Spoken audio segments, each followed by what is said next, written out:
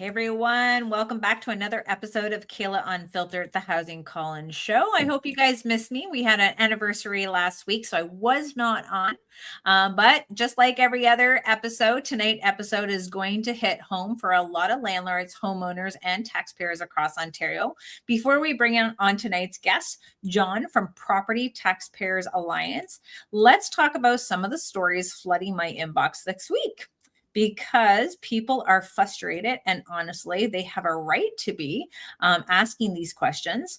Let's start in Brampton. The city of Brampton has now issued nearly $700,000 in fines under its residential rental licensing program. Almost 4,000 landlord licenses have already been issued, and over 13,000 new applications came in once the program expanded citywide. Now, listen, everybody wants safe housing. Nobody is arguing against fire safety or property standards. But what a lot of housing providers are asking is, at what point does this become another expense layer of bureaucratic plot piled onto small landlords who are already drowning in taxes, insurance increases, mortgage hikes, utility costs, maintenance costs, LTB delays, and growing regulations? Remember, landlords pushed back so hard against this program that the city had to scrap the initial $300 licensing fee after many felt they were being painted as slumlords.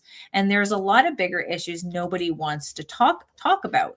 Every time municipalities create more licensing, more fees, and more compliance cost, and more administrative hoops, these costs don't just disappear. They eventually impact housing supply, investments, and affordability. Next, over in the region of Waterloo, the Better Tent City once was talked about, at tiny homes communities in Ontario. It's now dissolving as a volunteer-run organization because it simply became unsustainable. And honestly, the story highlights something taxpayers have been saying for years. Governments continue to spend millions responding to homelessness, yet communities are still relying on burned out volunteers and emergency solutions to hold everything together. Residents are now worried about safety operations, visitors, and what happens next as management transitions over to another nonprofit, the Working Center. And meanwhile, taxpayers continue asking, where is all the money going? What's actually working, and why does it feel like this crisis keeps growing despite record spending? Then we have tonight, the Toronto is expanding free air conditioning program to $1 million this summer. Now, of course, nobody wants vulnerable people suffering in the extreme heat, but taxpayers are also asking why municipalities keep rolling out more programs funded by public while the affordability continues to spiral out of control for everyone else too. But can we barely afford groceries, property taxes, rent, insurance, utilities, and even mortgages right now? And finally, some political news out of London.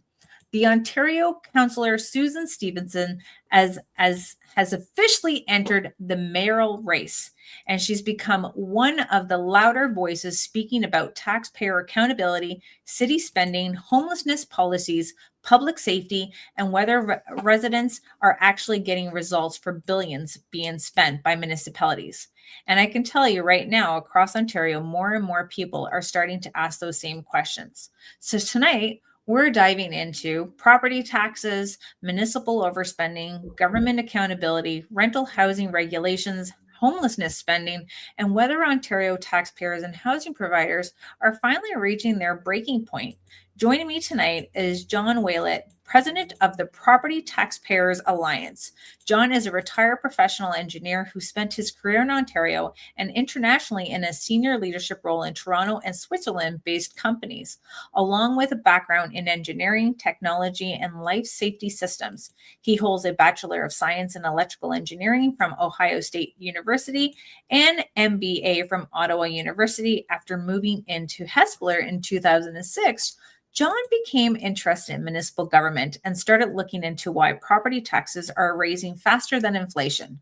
That research led him to being very concerned around the spending, the transparency, and the inefficiencies, and ultimately to co-founding the Property Taxpayers Alliance. The PTA has since grown into an Ontario-wide organization focused on accountability, transparency, and giving taxpayers a strong voice across municipalities. So, John, I want to start with the PTA and what you're seeing across Ontario and why you felt it was necessary to create it. Thanks for joining me tonight. Okay, well, thanks for having me, Kayla. Calm down. I've talked to this guy on the phone, guys. He is a wealth of knowledge, and I'm like, I gotta have him on to be able to tell us, because good question. Our community needs to follow your community being part of it. So give us a little bit about it and why you started it. Well, the Property Taxpayers Alliance is an organization that has alliance members across the province, mostly in the southern part of the province. We advocate for three main goals. We want to see dramatic improvement in the efficiency and the effectiveness of municipal government across Ontario. Second, we want to see dramatic improvement in the transparency and disclosure. We see all sorts of areas where information that is important and necessary to voters is not being made available. You can't make informed decisions. So we're pushing very hard for that. Our members have similar concerns in all of their municipalities. They also have their own local issues that they're dealing with. And that's up to them. We don't interfere with their local issues. But joining the group, they say, yeah, we'll support these three main issues with you. Our goal is to try and reach the provincial level, to influence decision-making at the provincial level, to become large enough that we can go to Rob Flack, Peter Bethlen-Falvey, Rob Ford, say, look, we need to improve the efficiency. The model of the municipal government system in Ontario is not working anymore. It's too costly. People are becoming homeless. People are losing their homes, and nobody's really addressing the issue of the unsustainability of ever-increasing property taxes at above inflation, when people's incomes are only rising at the rate of inflation if they're lucky.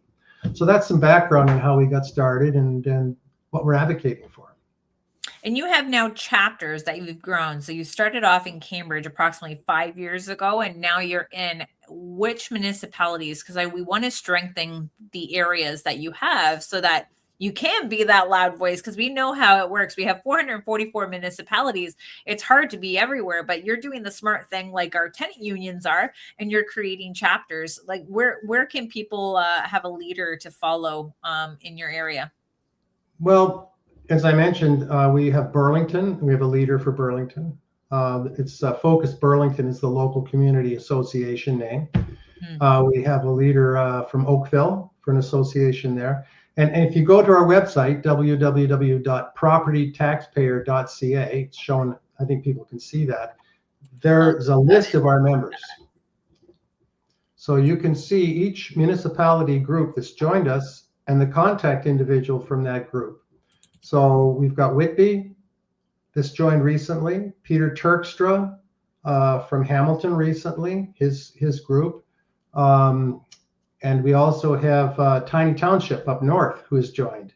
So in each of those groups are identified on our website and their leader, contact person. So for any of your followers who are in any of these particular municipalities, they can go and contact that individual and bring any concerns they may have to his or her attention. Nice. Put that into the chat there for you guys, whoever is listening while they're driving. So you guys can go in, check the notes after, but we'll also have it in the video description as well for the website so that you can reach out and become a part of John. Now, John, my number one question to you, because you've been doing this for a long time, you're following the stuff that we're just doing, housing stuff. You're doing all of it. John, where's the money going? Where's all of our taxpayer money going? Well, that's a very good question. And, initially when I started working on this, I did a study of Cambridge from 2013 to 18, a 5-year study. And I got each of the financial information returns that Cambridge submitted to the province. I don't know if your followers know this, but every municipality in Ontario has to submit each year a financial information return to the province, providing a plethora of information and information that you won't find in the budget documents they put out. But that information I've gone through in detail for those 5 years. Then I met with the chief financial officer at the time, and I asked if I could get copies of some information on the budget documents. What I learned from that was that the municipal government wages were increasing rapidly, salary, wages, and benefits.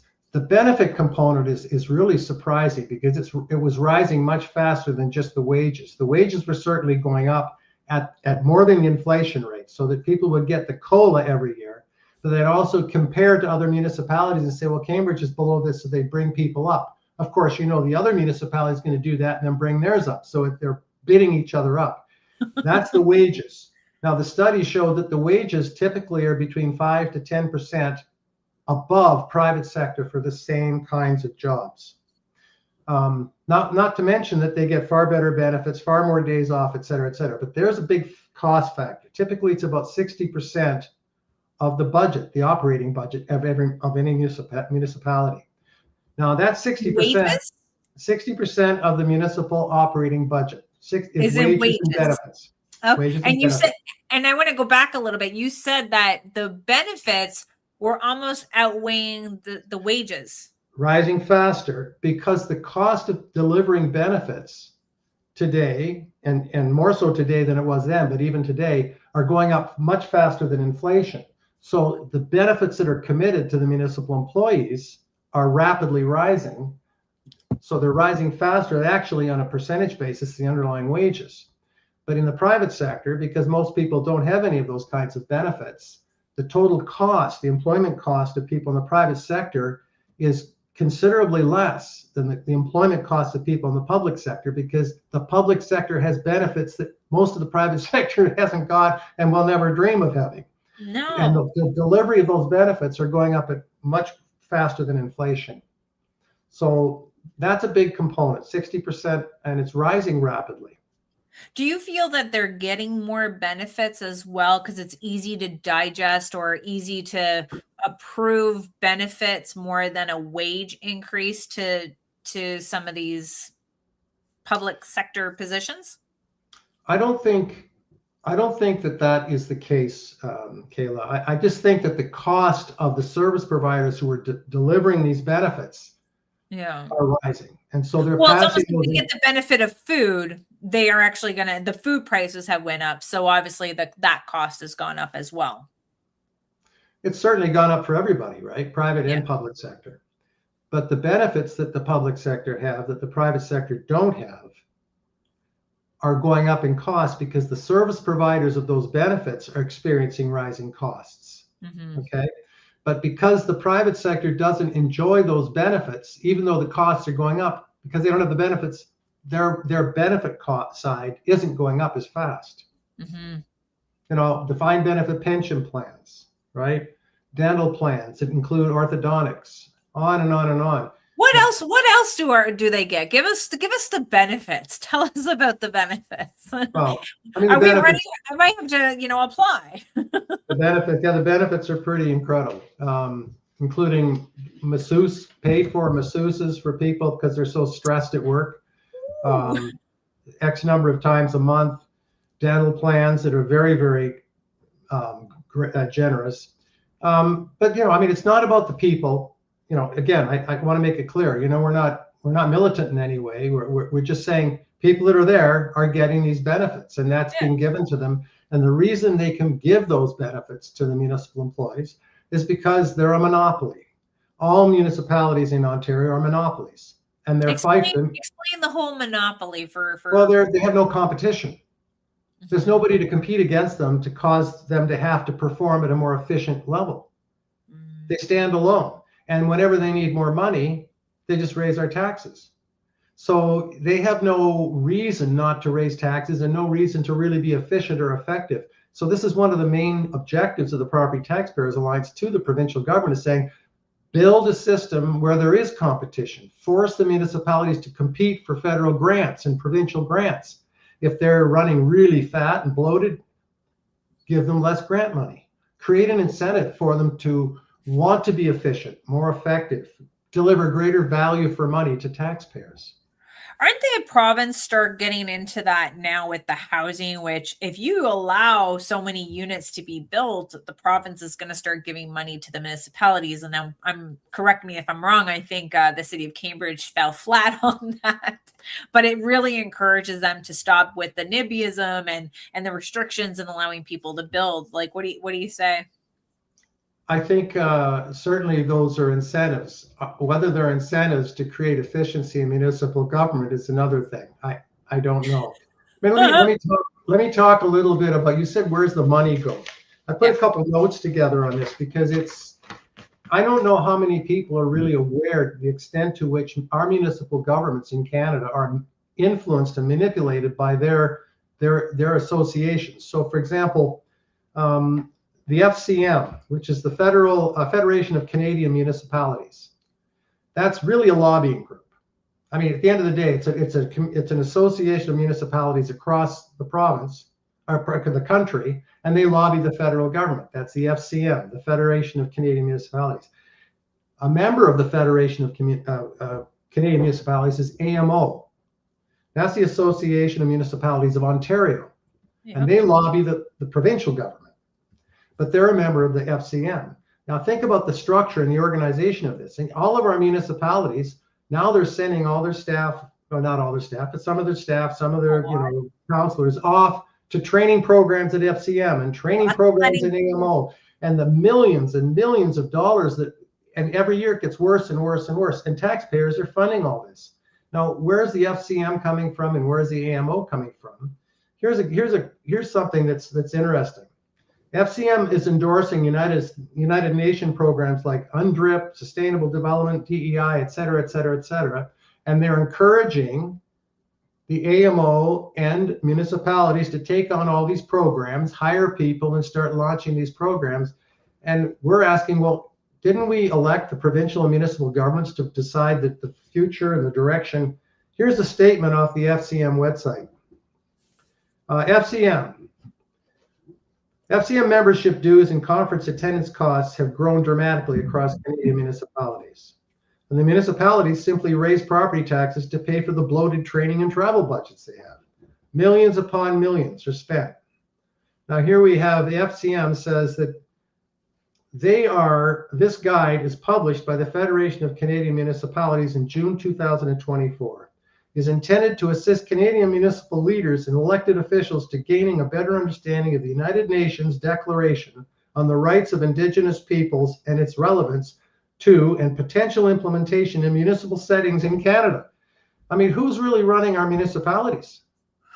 The Federation of Canadian Municipalities and the Association of Municipalities of Ontario, or our province and our federal government? That's one of the reasons I think the provincial government is stepping in and with strong regional mayor powers, because I think they're trying to cut some of this off, because a lot of the increase in spending that we're experiencing and our property taxes going up year after year above inflation is to pay for all these new programs that they're implementing. And the hiring, Cambridge is hiring in the last number of years about 3 times as fast as the population growth of Cambridge itself. They're hiring 3 times as many people per capita as the growth in the population of Cambridge. Hiring staff. They're hiring 3 times as fast as the growth in the Cambridge population. Wow. Not in proportion. They're getting bigger, faster and faster relative to the growth in the population of Cambridge. And the highest area of growth is administration. And very large salaries, and many of those people are there to administer these programs that are being influenced by the Federation of Canadian Municipalities, right? And AMO. And John, just to give someone for listening, I know sometimes they're even on the sunshine list. What is the average kind of salary we're kind of looking at for a city staffer? Well, city staffer is, I mean, if you're talking about management level, director level, first of all, chief financial officer and the chief administration officer, people often complain about their wages, but we don't think that they're excessive at all compared to a similar sized organization in the private sector. Mhm. The real problem on the wage front is the masses of employees who are all being paid, because you got 3,000-4,000 employees being paid 5 to 10% more than the private sector for the same type job. That's a lot of money when you multiply 4,000 times, say they're making $10,000 to $15,000 a year more, or 10,000 a year more. You multiply it by 4,000 employees, it's very substantial. And then when you include the benefits, it's even more substantial. So that's where the bulk of the problem lies. I think the human resource departments and the municipalities should look much more at the available labor force coming out of the private sector who are fully capable. These aren't rocket science positions, but they keep looking to hire from other municipalities, and that just keeps bidding the wages up. When there's lots, like the unemployment rate in Canada right now is about 7%, 6.9%. But almost all of those unemployed came out of the private sector. About 22% of Canadians work in the public sector. Now, some public sector employees have lost their jobs recently, but when you actually look at the number of them compared to the 22%, it's almost nothing. It's like 0.1%. Yeah. Which tells you that of the 7% unemployment in Canada, that 7% came out of the 78% of the private sector workers. They all came out of the private sector. They didn't come out, none of them come out of the public sector, relatively speaking. They all came out of the private sector. So the question is, if productivity hasn't improved in 20 to 30 years in the public sector in Canada, which it hasn't, shouldn't they be reducing the size of the public sector to increase the productivity level? Ooh, mic drop. Well, I'm not against the government or the municipal government in any way. We're not adversarial. But the question is, we need more productivity, greater efficiency, and effectiveness. You're right. Like when we were dealing with the water billing and trying to get landlords off the hook for being responsible for their tenants' delinquent utility bills, they wanted to hire 6 full-time employees. And I couldn't really wrap my head around it, because I'm like, we have over 40,000, approximately just over 40,000 water billing accounts in all of Cambridge. And for some reason, the city stated that there was 9,500 tenanted accounts, and that if they were going to make landlords not the responsible one for the delinquency, they would have to hire 6 employees to deal with 9,500 tenanted accounts. And we were like, well, if the 9,500 are included with that 40,000, you're already dealing with them now, making a payment arrangement. Why are we having to hire more employees to deal with something that they're already dealing with now? Again, is that going to be upper management getting more money because they now have more employees to manage? A lot of it didn't make sense. And then even when they got a consultant in, the consultant had stated that there was just 6,000 tenanted accounts. So a lot of it come down to like even not having proper work from that department to tell us which tenants, how many tenanted accounts do we have, even though a 2015 consultant report said there was 3,000 tenanted accounts. So again, it goes into like, what's the goal? Is the goal to hire more employees, but still get crappy service? Yeah. Well, I think the problem is culture, Kayla. These people, the staff, have been working in a municipal environment for many of them for decades. Yeah. Many of them have never worked in the private sector, have never had to compete for a job, never lost a job. I mean, I joke-kiddingly say this, but I think every public sector employee in Canada should lose their job at least once and be told to go find a job in the private sector. Yeah.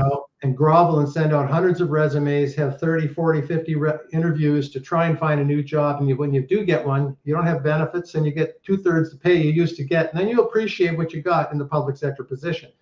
I say that jokingly because, I really wouldn't want to wish that on anybody in the municipal government or in the public sector. But it's a lot tougher in the private sector. And so the people that are in the municipal government have this job security and have these kinds of benefits absolutely should be paid less, because it's reward for risk, and all the risk is in the private sector, but all the reward now is in the public sector, and there's something wrong with that picture.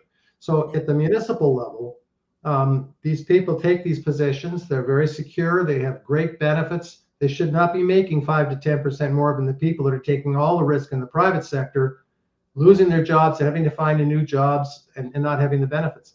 So to your point, hiring 5 more people, it's cultural. I mean, I think they think, okay, well, this number of people are fully busy, even though they're only half busy, Kayla. They're not really that busy, but that's their measure. And if you're going to have more work, we got to bring in more people instead of saying, can we get more work out of the existing people? That's the question they need to start asking. That's a good question to ask. Now, I want to get your opinion. We hear a lot about city staff working outside of the city that they live in. What's your thoughts on that?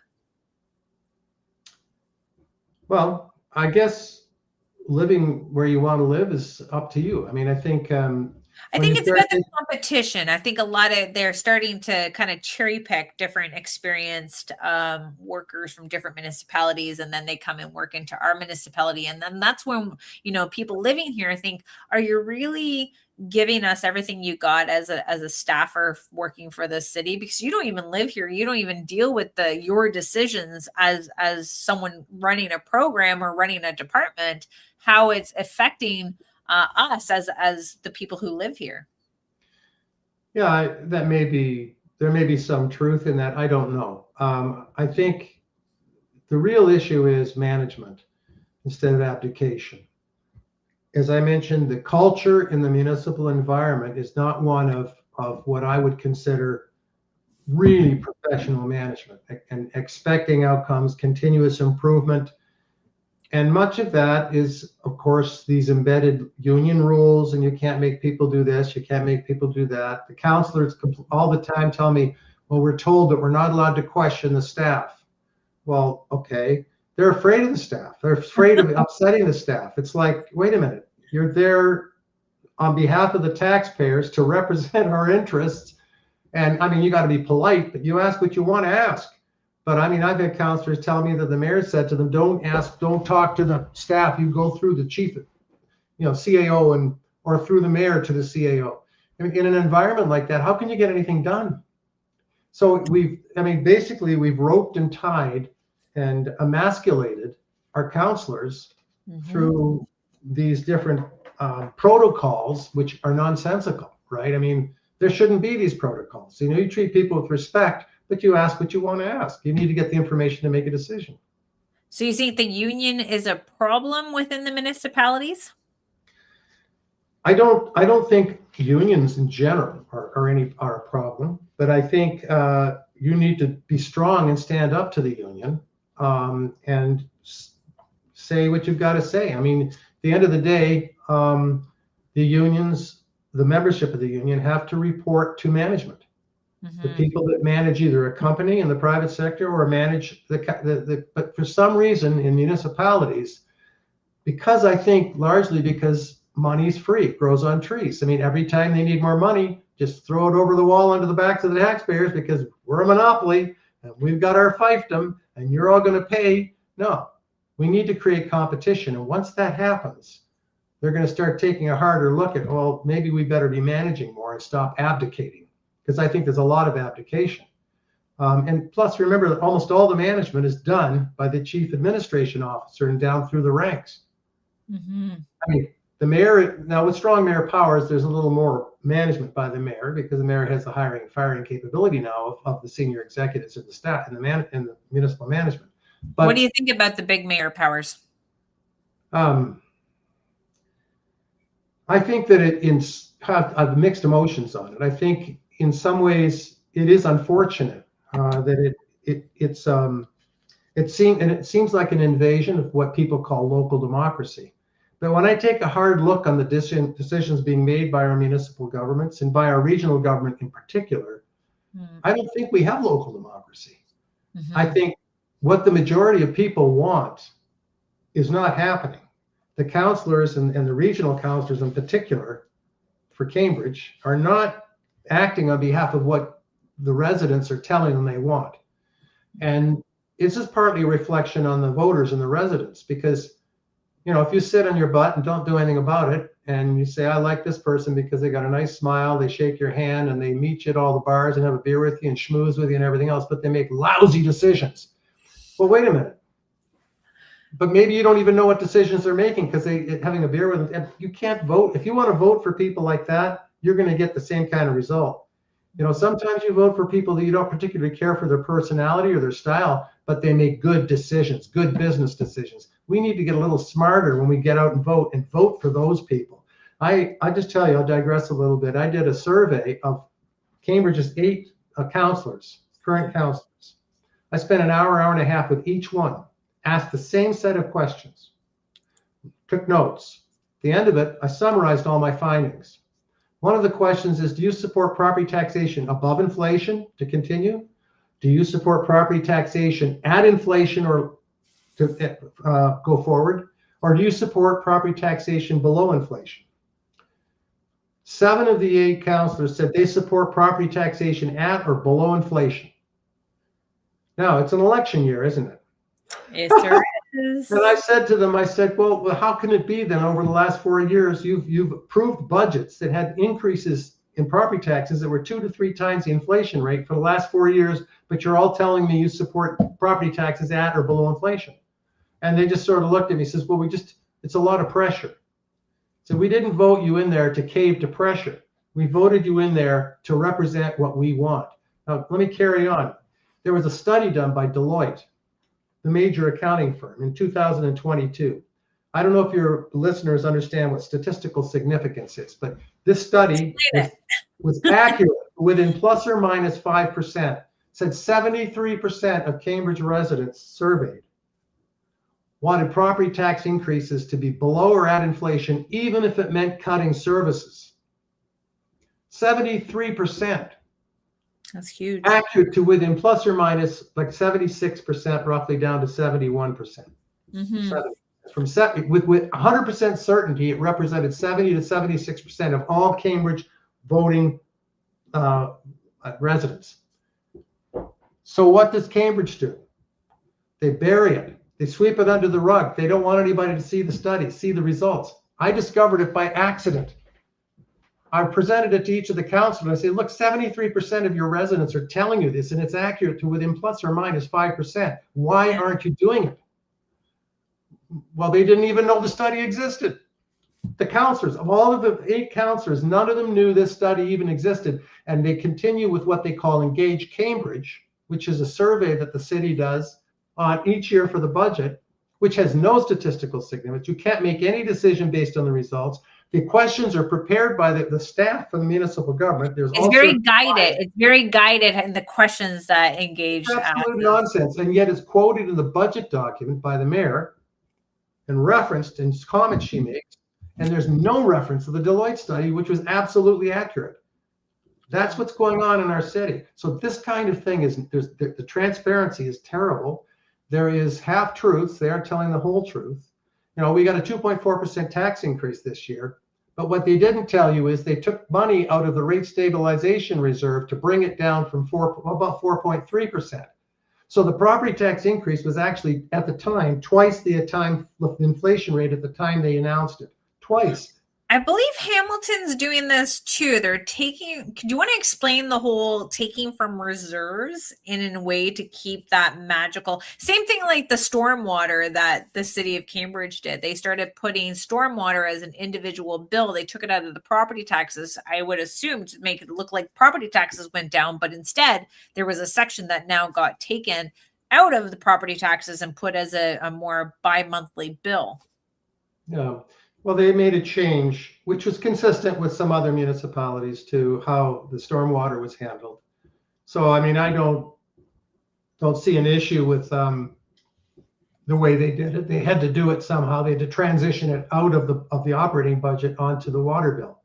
Mm-hmm. So, but that being said, the way they divided it up, they put a much more significant responsibility on the backs of commercial property and small businesses, and far less on residents. Of course, because when you vote, most of your voting is coming from your residents, right? So it's the way it was done is questionable, but doing it was consistent with what other regions and other municipalities were doing. So no, I don't. I think the important thing, Kayla, is that for transparency and disclosure, when our budget document comes out, there should be clear information in the first 3 or 4. I mean, you could put all the pertinent information in the budget document that we've got in the first 10 to 16 pages. Yet it's over 400 pages, and some of the most pertinent information are in the last parts of the budget. So is that budget really being designed to present the information that the residents need to know quickly? No, it's not. And when the budget starts out for 2026, the mayor says, and the property tax increase this year is 2.4%. But she should say in the same breath, and we achieved this not through efficiencies and in operational efficiencies and effectiveness. We achieved it by taking this much money out of the rate stabilization reserve, and the property tax, if we didn't take that out, would have been this. That's full disclosure. That's clear transparency. That's the whole truth. But half of the truth was that it's 2.4%. And so people believe, wow, they brought property taxes back down in line with almost inflation. They didn't. Absolutely not. So this is the kind of thing we're talking about and advocating for us, is tell the truth, the whole truth, so that people understand the real picture. You know? Do you feel that the municipality, well, based on the ones that you kind of are representing now, do you feel that they have a spending problem?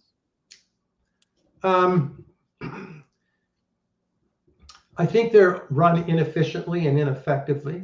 So that in itself says there's a spending problem. They're taking more money and spending it on things that they don't really need to. So yes, they have a spending problem, not a revenue problem. Mm-hmm. But they're using far more revenue, in our view, than they need to because of their inefficiency, their ineffectiveness, right? The other dimension to this is that they're adopting, let's take a look at Cambridge. They've increased their discretionary services over the years, the last many recent years, up to almost 140 discretionary services. 140 services, and they've got to manage all these services, and they're hiring administrators using our tax dollars to run them. And many of those services are the thing like we talked about with this organization, the AMO and the Federation of Canadian Municipalities, these new programs. But there's all sorts of new initiatives that most of the people in Cambridge don't even know about. And this is happening across the province. They're taking on all sorts of new discretionary services. Our cities are being run by special interest groups. They're advocating for these kinds of programs. I've talked to councillors who have been threatened. They're going to get them out, the special interest groups. They're going to vote them out if they don't support this initiative or that initiative. And these special interest groups aren't huge, but they're significant enough that they can go around that person's ward and start trying to influence decision makers against them. But these are small little interest groups.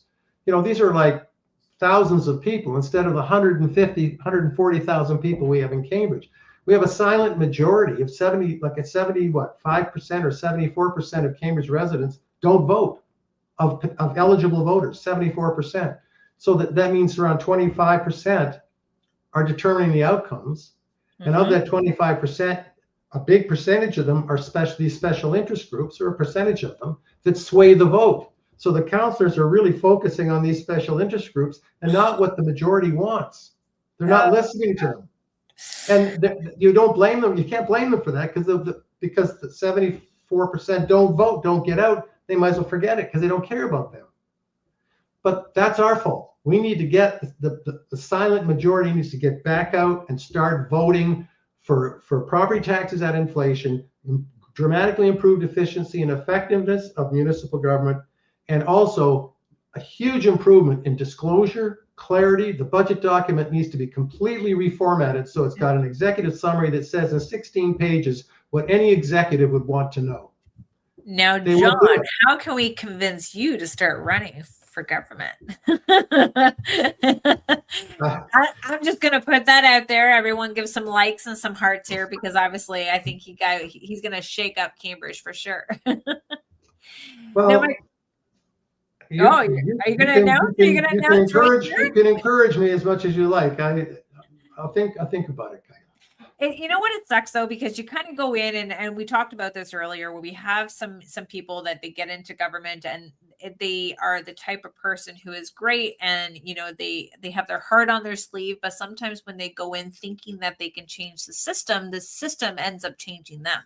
And that's where it's coming down to the part where you have these special interest groups, and they're worried about getting elected back in again, because if this special interest group can make noise, can write letters to the editor, can get media to take on what they're advocating and spin it to the fact that, yes, it's almost like Susan, she's obviously coming out talking about a better system, not dealing with the same thing right now, because the definition of insanity is doing the exact same thing and expecting different results. That's what London's doing with their homelessness and addiction problem. Susan sees it differently. And so you're going to see that through a post that I made on Ontario Landlords Watch, which had over 100,000 views, because it got shared so many times just because of who she is and what she's standing for, and the special interest groups that are attacking her per se, because deep down she wants to run it more efficiently. And if she does get into that mayor position, she will have potentially those powers to do so,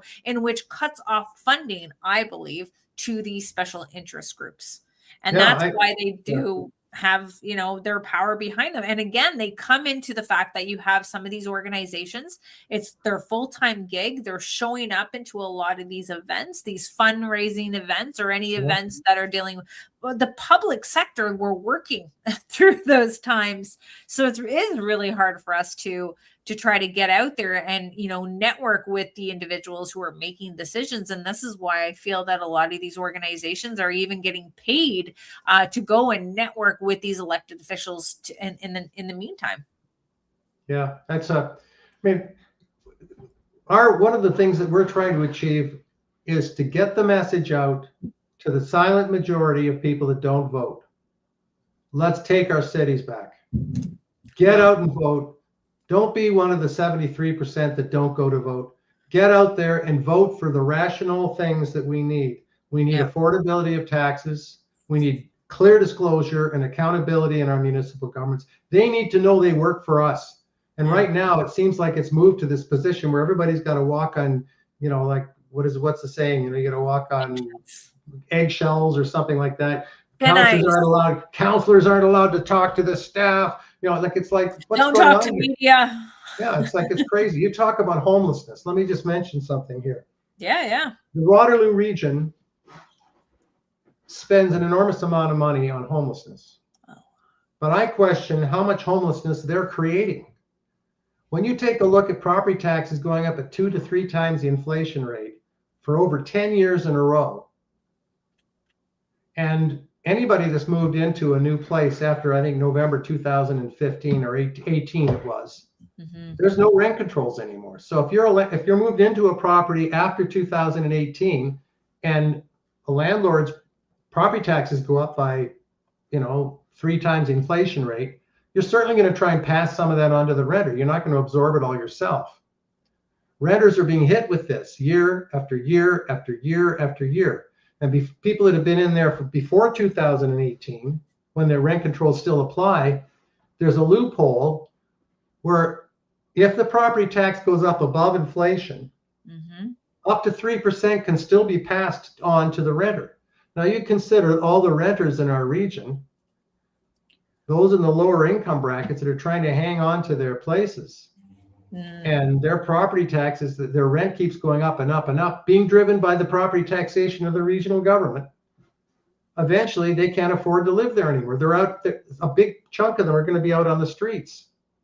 So, I'm just asking. I've asked the regional government. I want to find out when they do their homelessness study. Find out from the homeless how many of them were pushed out because they couldn't afford to pay rent anymore, and then how much of that rent increase after 10 years of above inflation increases, it gets up to 20-30%. It's real. It's huge. Oh, of course. And this is why we try to tell them, like, you have to keep the property taxes low, because the landlords can indeed increase the rent. But that does result into an AGI, which is an above the guideline rent increase. It's about $200 for the landlords to file this application. And because the Landlord and Tenant Board is so backlogged at the Landlord and Tenant Board, mostly because of non-payment of rent applications, guys, make sure you're reporting your tenants' unpaid rent to frontlobby.com. That is why we're getting ourselves into not able to get these AGIs filed. Now, at the same time, we have places like Ottawa trying to drop their property taxes a little bit and now sending out notifications to the tenants telling them that their landlords are objective to lower their rental rate because they brought down the property taxes. Meanwhile, it's like, you could have brought down my property taxes, but we still have increasing cost to that property. So this is again where we need the province to step in and start to understand that the rent control in itself is a problem, but we also have a problem with the 2018 with no rent control on properties. It's only used for if you have a bad tenant and yeah, you can tell them to pay $1,000 and get them to leave. But we actually have a different formula to say, hey, this is where utilities are included. This is how much you can raise your rent. This is how much you can raise your rent based on your property taxes. Or if the utilities are not included, the tenants pay it. Or if it's a condo, like there has to be something of a better way for that. Because right now what happens is that when the landlords are not making money, they sell it. And they're going to sell it either to another owner occupier, or they're going to sell it to a developer. But a lot of our landlords in Ontario have gotten out. We're seeing a lot of pressure being put onto our property tax, our taxpayers, because now they're going to be the ones to pick up where the private landlords left off, where we're either going to have to pay to keep building, managing, maintaining, and subsidizing, or we're going to have to put government grants into place to get these nonprofit housing providers to come in and take place. Just like one of them right now with the Better Tent Encampment. Now the Working Center, I'm sure they're going to be applying for government grants in order to keep their operations going. But this is this whole monopoly, this whole social franchise that I am looking into, because they may be nonprofit, but I'm telling you, they're making profit. Yeah, I can believe it. Yeah, well, but at the end of the day, property taxation increasing at rates of 2 to 3 times the inflation rate, which is people's incomes. That's 2 to 3 times on a percentage basis the increase in people's incomes year after year after year. If you look at that after a 10-year period, people's incomes, disposable incomes, have fallen so far that it takes them, right, because of the property tax increases and the cost of living combined, has put them in a position where they can't put food on the table anymore. They can't buy clothes. They can't pay their rent, and they're out on the street. Now, the policies that have led to that are manifold. There are many of them. Rent controls has caused an underinvestment in rental properties in the Kitchener and across Ontario, but in the Kitchener, dramatic underinvestment in rental units because of rent controls. That legislation damaged the availability of rental units. Mm-hmm. The mass immigration coming into the country, the opening the floodgates. The demand goes up and the supply is going down, right? Then the massive inflation caused by inflating the money supply so much by keeping interest rates at zero for years. There was 7-8% inflation, which has drove up further the price of rentals. So much of the problem we face are simply we've shot ourselves in the foot with terrible, federal and provincial policies. It's quite clear. It's easy to see. And where do you feel like, I know when we get a lot of like greedy little landlords, you guys are the reason why that people can't afford to, rent anymore. Like we always try to explain to our members online and say, well, how do you expect us to give you $800 rents when the property taxes and the mortgage and the utilities and the maintenance and non-payment of rent? Like, how do you think, like, what would you say as a taxpayer? Because we always have our landlords trying to speak, but what would you say, John? I'm not an expert in that area, but generally speaking, I believe that supply and demand is the long time solution. If there's perturbations in the short run that cause a disconnect between supply and demand, then there may be some social assistance necessary to help people through that period. But in the long run, we need to be able to build homes for those who need the homes. So landlords, if you're making homes available at a reasonable rent, a competitive rental rate, so be it. I don't see landlords as a problem. I think you're impacted by the federal and provincial policies. And in the short run, you can do things to try and make adjustment, but in the long run, you're subject to the same vagaries everybody else is in a supply and demand market. And so if suddenly, we cut off immigration and we're building all these properties, I mean, who's buying the properties down in Kitchener that all these units that are supposed to be taking the LRT? I mean, like, they're empty. All the revenue they claim, we sold hundreds of millions of dollars of investment in new rental units, but they expropriated all the property from the small business owners. But the problem is that we're facing right now is the ability to afford these units. So, but that's not the fault of the people that have built the rental units or the condominium units. They've followed through and provided the supply side. Yeah. The demand side was miscalculated by the government. The people's ability to afford and pay for these places. That's the issue in that particular case. But regarding landlords, I think that you've taken a lot of flack that you didn't deserve and you don't deserve. And I think the municipal government, the regional governments have gone a little too far in pointing the finger. I think they should start pointing it at themselves a little bit more. And I vote for John when he's going to come out and tell us that he's running for a city of Cambridge, either city or regional. Like, we got that 2-tier system that's going on here. We got that 2-tier system. And you know what? It's about doing the research. And I think it's hard for some of these counselors to get like such a hefty little book right on Thursday, and then they got to be ready for Tuesday. And you can see a lot of that going on through our city is that they don't read it. They're asking staff a lot of questions. I find that they have a lot of staff dictating and influencing some of the way that the counselors kind of vote in their way. Like we talk about the AMP system, the administrative penalty system. Another seems like it was a provincial court system, and now the city had taken it over in hopes of like retracting some of that revenue and using that revenue for infrastructure that's needed. What's your thoughts on the AMPS program, John? I'm not as familiar with it as obviously you are. So I had to go through it. Yeah, but I mean, I think the issue, going back to what you're saying about staff versus counselors, and the amount of time they've got to look at anything. This gets to the heart of what we're saying as a group, that to Rob Flack and to the provincial government, that let's not throw more Band-Aids on the Ontario municipal system. It's worked. It worked for a long time, but it's been getting worse and worse and worse. Yeah. And the model has to change. That's what we're saying. You can't keep doing, like you said, the same thing and expect a different outcome. You can put Band-Aids on, you can patch this, you can patch that, but it's not working. We can't afford this much government, and we can't certainly afford the amount of inefficiency there is. So when you've got counselors that haven't got the time to even read through documents before they got to vote on them, that are being passed down by staff, and they're like thick as a brick, and you just can't read it and understand it all. So you basically go to staff for their opinion and get advice, and then you vote. And staff's going to give you an opinion that reflects what they want to see happen. And what staff does, I mean, if you're a planner in the municipal government, you want to plan growth, right? That's what you do. If so there's a propensity to spend that's being driven by municipal staff.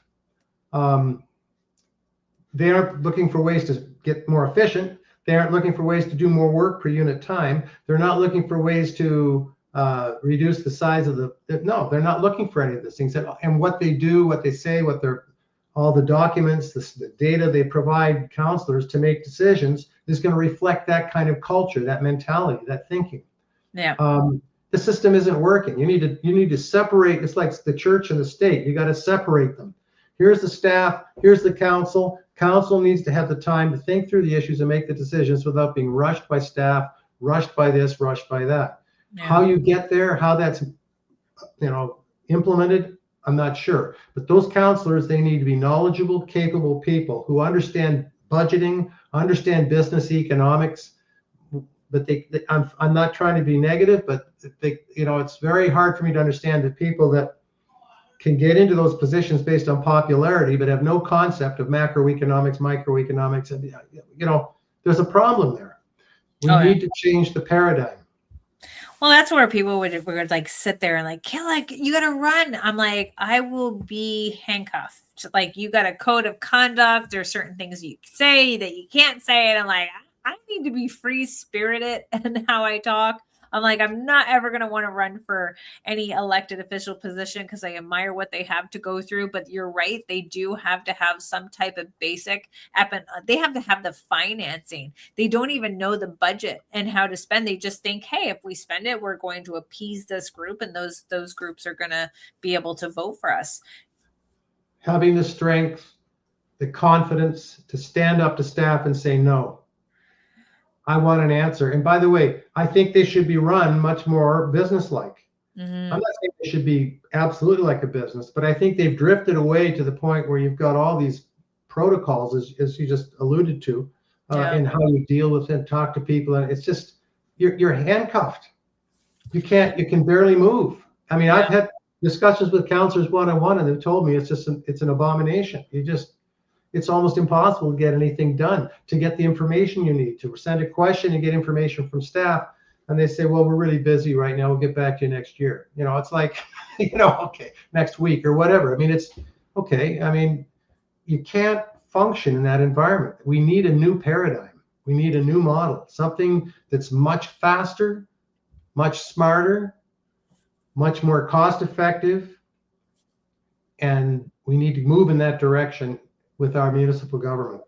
And do you have exactly how that new reform of municipal government, do you have that kind of within a document that you can give to the province? We have the idea. We've had discussions across the Alliance on recommendations we'd make. Yeah. I mean, certainly Rob Flack has got all sorts of provincial level advisors, I mean, that are very knowledgeable and understand all this stuff. So we would be more likely to be advocating a particular point of view that they might have presented, or for example, let's look at the LRT. Studies show that the vast majority of people in Cambridge don't want the LRT. No, I don't want it. Why would they not want it? Well, because I drive a car. Well, yeah, and also because it's not going to serve them. No. I mean, Cambridge is so spread out compared to Kitchener, Waterloo, population density. We've got Blair, we got Hespeler, West Galt, East Galt. The people that are going to benefit from it are very few. And studies by an independent study done by Delcan suggested that the LRT was not the way to go for Cambridge because we're not big enough. It'll cost too much. We'll be paying $27 million a year just to maintain the LRT. And just to maintain the Cambridge leg of the LRT, $27 million a year. And that's before the $4 billion, which is $30,000 for every man, woman, and child in Cambridge to build the LRT to Cambridge, to Ainsley. People don't know these things. They aren't told those facts because the region doesn't want you. I don't know. Maybe it's because they don't want you to know, but nobody's telling you. Now, I was at a town hall meeting a couple of weeks ago, Helen Schwery, and there was a discussion around the LRT. And I was just standing listening. Doug Craig was there. People were frustrated and asking questions. And so I went up to Doug and I talked to Doug and with the people in the town hall meeting and explained to them the financial analysis I did that showed the amount of money that Cambridge had paid the region for as of 2023, $60 million net of anything the region has paid into Cambridge for the LRT. We paid them $60 million net of anything they put into us. And by 2030, it will be $100 million net of anything they've got planned to come into Cambridge. And the purpose of this motion, which came out in 2011, was to pay for an LRT phase 2 that Cambridge was going to get. But year after year, we didn't get it. But we keep paying and keep paying. And by 2030, it'll be $100 million. And in Doug Craig's word, and our discussion, neither one of us are going to be alive by the time it comes through. But why is Cambridge paying now for something that's not going to happen? So here's an example of the vast majority don't want it. They're not being told the actual cost implications of it. It's being pushed by the region. and properties are being purchased, as I understand it right now, along the route, and yet the province hasn't approved the funding for it.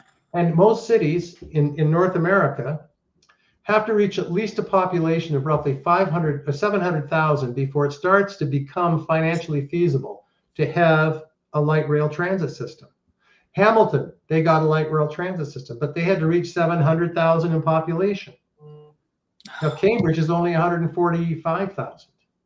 So the amount of taxation that we're going to have to pay to subsidize the 27 million a year in maintenance, all the subsidized riders, the students, our property taxes are going to go up.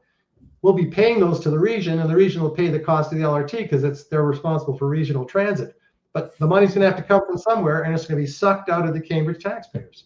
So there's an example of where our government isn't really working well, because people should be allowed to vote on something like that. That shouldn't be a decision that's going to affect us for the next 15, 20 years to be made by the current council. If they're there for 4 years, they make decisions that'll last for 4 years. But if they're in the process of making a decision of this magnitude, but the region refused, and Cambridge refused to put it to a referendum vote, and they voted to go ahead with it. And they voted to go ahead with it because a small majority, and back to my special interest groups, were there advocating and promoting it, but they don't represent the majority of Cambridge residents. So those are the kinds of changes that need to be made so that people can be heard and there is real democracy brought to our municipality. So going way back when we had this discussion about strong mayor powers, you asked me the question, I had mixed emotions about it because, okay, it does sort of impact local democracy and decision-making in one way, but on the other hand, I don't know that we really even have local democracy. I think these decisions are being made by small interest groups. They're not listening to what the majority want. Many of the councillors are there having on their own agendas, right? They have their own agendas. They're following their own agendas, not what their residents are telling them they want. And that's not democracy. We should be able to have recall on councillors if they aren't doing what the people have asked them to do. We have no recall. Now, John, we're at our hour, but I got 2 last quick questions to ask you. So for the people, when we know that these special interest groups are the ones who are out there, they're getting out there to vote, they're campaigning for these councillors that really don't really see how we should be seeing it. What would you say to those people that are not getting out to vote, who've probably lost hope in their vote, in their politician, in their system? What would you want to say to them right now? Well, that's a good question. How do I encourage them to get out and vote? I guess then we can say to them that they take responsibility for what we've got if they don't get out and vote, because they are the factor that will change the outcomes. If they go and vote if they want lower taxes, they want to get rid of a bunch of these discretionary programs that our municipalities have taken on that we don't want, but special interest groups are pushing for, get out and vote. Get out and vote and make a difference in your community. Find out who the councillors are. And we've got a lot of new prospective councillors and potential mayors who are very qualified and capable. Look at them closely and think seriously about them, because if we don't make a change where we're headed, your property taxes are going to be through the roof. And you know what? The cost of housing is actually going to be pressured downwards as the present value of the cost of municipal taxes goes up. I can see municipal taxes rising 20 to 30% over the next 4 to 5 years. Oh, wow. Well, now, we've got to pay for the new hospital. We've got to pay for capital improvements in our existing hospital. We've got the new rec center. The LRT may be coming. We're going to continue to pay the millions of dollars out to 2030. So where's all that money coming from? So we have a spending problem. I said we have a spending problem. We're trying to do more than we can afford to do. And I mentioned to you, Cambridge says they have an infrastructure problem, right? But so, if we've got an infrastructure problem and we can't afford the infrastructure that we've got now at reasonable property taxes, at affordable, how can we building more infrastructure? Yeah. Growth has to pay for growth. If we can't pay for growth, then we can't afford the growth of our cities. It's really simple, because you're going to start driving more and more people out. The lower income house is an attack on our most vulnerable people that have a right to live here. And yet they're being forced out of their homes, forced out of their apartments, because property taxes keep going up above inflation. So get out and vote for change. I'm talking to you, the 74% that don't vote. Please get out and vote. And will you have a list of people who you prefer to be elected in for the next election? Would you be posting that on the property, the Alliance group? On Property Taxpayers Alliance will absolutely come out with endorsements for candidates based on not what they say they're going to do, because we're not interested in people that talk the talk. Yeah. We want to see people that walk the talk. And I've talked to 8 councillors. 7 said they wanted property taxes at or below inflation. And we've had double inflation property taxes for their full term. Yeah. They're talking the talk, but they ain't walking the talk. Now, if we had Doug Ford in front of you right now, what would you want him to change to make things better? I think the first step for Doug Ford is to create real competition, serious competition between the municipalities in Ontario. Taking the financial information return and changing it to include measurements or metrics that each year each municipality has to complete, and look at those metrics and see if they're improving. Are they getting more efficient? Are they getting better? Yeah. And they should determine the amounts of grants that go to municipalities on the basis of their improving their efficiency of operation. Yeah. In other words, they should be getting more done with less, but they aren't. They're getting less done with more. He needs to change that. So that's what I would say to Doug. Doug, let's start by creating competition so that we get more efficiency, more effectiveness. The second thing, as I say, Doug, let's get more accountability and disclosure. They should put on the website of every municipality in Canada, and I would say Canada, but in Ontario certainly, there should be at the very top on the website how your councillor voted. Yes. That's exactly what it should say. And anybody can just go there, click it, and look. And they can see all the councillors, the ward, and each motion and how they voted. So when you want to go and vote, you just look at that and say, geez, they voted for this spending, like Scott Hamilton. You spend on this, you spend on that, you spend on this. Oh, it's only a few dollars here. It's a few dollars there. It's a few. By the time you add it up, it's a huge amount. Yeah. I think Scott's a great guy. I've talked to him and everything else, but I say, Scott, you can't keep saying it's just a little bit, because every year when you add it up, it's huge. We can't afford it. He would be disastrous as a mayor of this city. Well, 100%. I won't go so far as to say it, but I mean, I'll let you say it. But I think Scott has a very different perspective on. We need change, but not Scott. we can't. I don't think we can afford to keep going down that route. That's all I'm saying. No, it's well said. Very so well those said. are the things I'd say to Doug. If Doug were right there. Don't worry, we'll read this as a reel, send it to Doug, tell Doug to sit down and have a vote with you, John. And John, hopefully I see your name on the ballot, because I would love to see your expertise, because you do come across as very balanced and very approachable, and knowing that you're looking at Cambridge as a whole. I find sometimes when we see councillors, they started looking at as city as the corporation and the business of the corporation, not the people, and how it's affecting our day-to-day lives. And knowing that we have 39 million in outstanding property taxes, we have properties that are actually going for auction right now because of not being able to upkeep with their property taxes. So we do have a serious issue at hand, and I love what your group is presenting. And I hope that each and every follower who's watching live and who's watching as a replay do follow John and any of his chapters with the Property Taxpayers Alliance. One last comment for me. I was going to give it to you. All right. Thank you very much. I just want to mention that, and you bring it up, so I want to sort of elaborate on it a little bit. We track the arrears, property tax arrears in Cambridge. Oh. And I asked the finance department for a copy of the arrears for 10 years, rolling. I went and asked the previous chief financial officer. She refused to give it to me. She said, you need a FOI, Freedom of Information. I went to the clerk. The clerk says, you don't need it. They returned my $5, said I didn't need it. That's public information.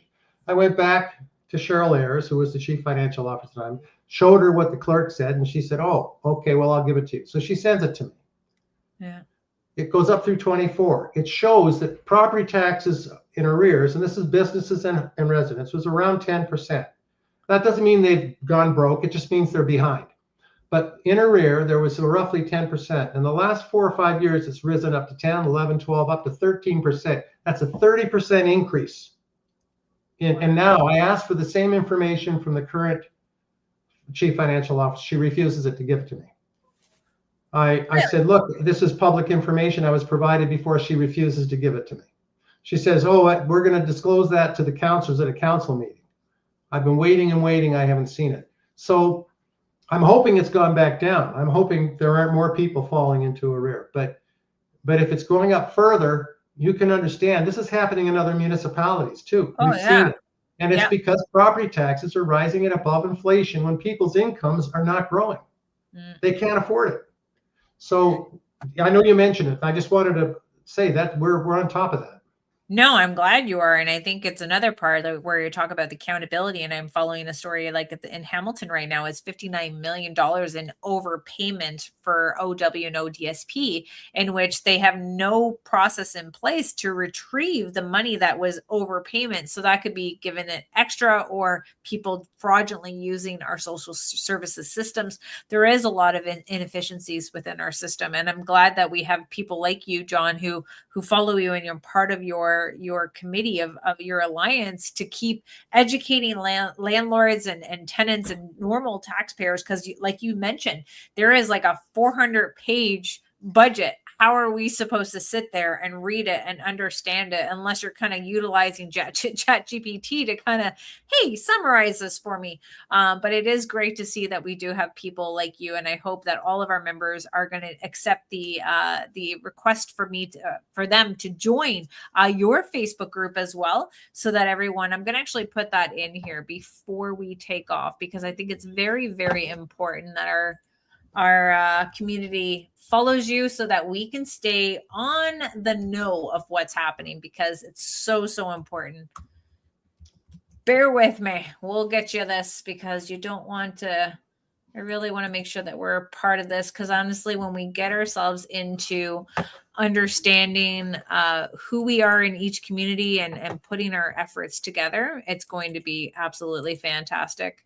And as I see, we had a question here or a statement. I'm hearing MB health benefits should be held at a higher standard at 2. So we'll get into more comments later. But John, I really appreciate you coming on tonight and sharing your wealth of knowledge. And I hope to have you back on, because I know this is only the beginning of what you have to say, especially with the election and who's going to be running. And I'm definitely looking forward to the list that you put together and who we should be supporting. And I would like to meet with them as well, and even have them on the show. We have some different areas of potential candidates, because I want to interview them as well and just kind of hold them to YouTube Live instead. And please remind your folks to go to our website and sign up for our newsletter, because at our website and our newsletter, we provide a lot of information on these particular subjects.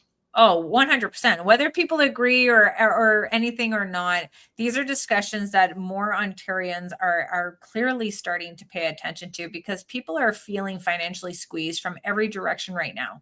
And at the end of the day, property taxes, municipal spending, housing affordability, homelessness, and accountability are all connected. A lot of people tonight are simply asking, where is the money going? Are taxes payers getting value for what they're repaying? And how sustainable is the long term? So thank you for sharing your perspective and for talking about the work the Property Taxpayers Alliance is doing across Ontario.